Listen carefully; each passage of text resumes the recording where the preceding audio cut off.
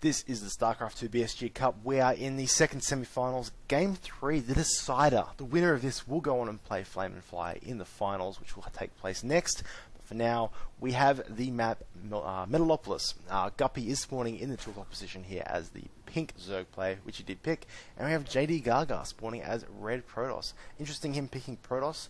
I've only seen him play Terran, so it'll be interesting to see if he does have this race down pat, especially against a Zerg. Zerg is I dare say this is quite an interesting matchup.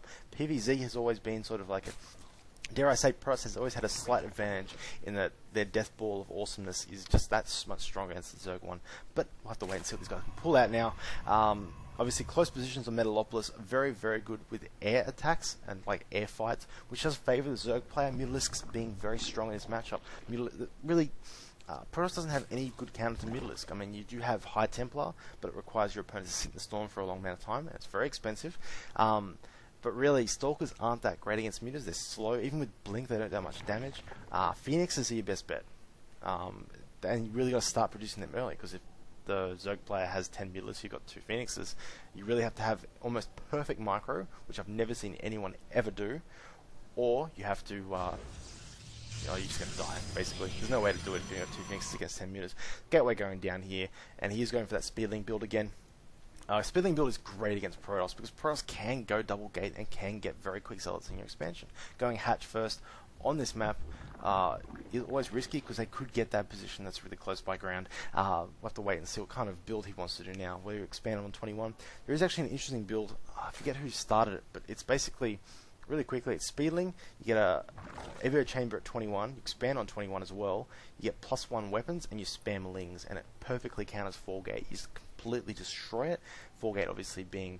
I mean, when you play against Protoss and you make a build, you have to think, how do I counter 4-gate with this build, especially as Zerg, because 4-gate is just really, really strong. Speaking of 4-gate, JD is proxying a pylon here, so quite interesting. We see Lings coming out now. Are they going to scout this pylon, or are they just going for his opponent? I have no idea at all. Looks like he's just going forward now. This wall off will be complete. Will the Zealot be out in time though? Actually, these 4 Lings can probably get into his base if he's quick. Has he seen them at all?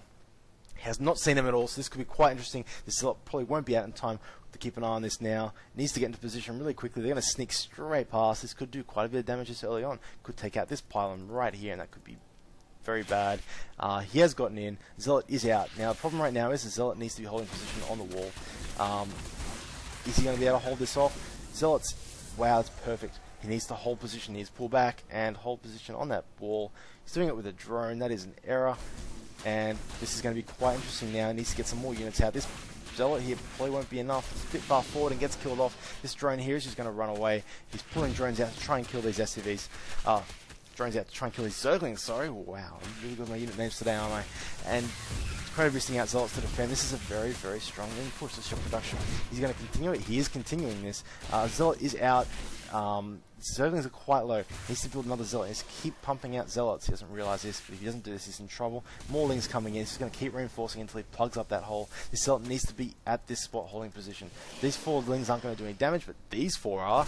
Wow, perfect surround on that Zealot, and that Zealot will die to that, and he is in a lot of trouble. JD looking like he could possibly lose this game. If he loses his pylon, he is in so much trouble. He's unable to build any units that he really needs, and he does lose that pylon. That Stalker stuck almost completed. Honestly, Stalker was the incomplete choice as well. Lings now have speed. That will be game, I dare say, from there with a very quick Ling push.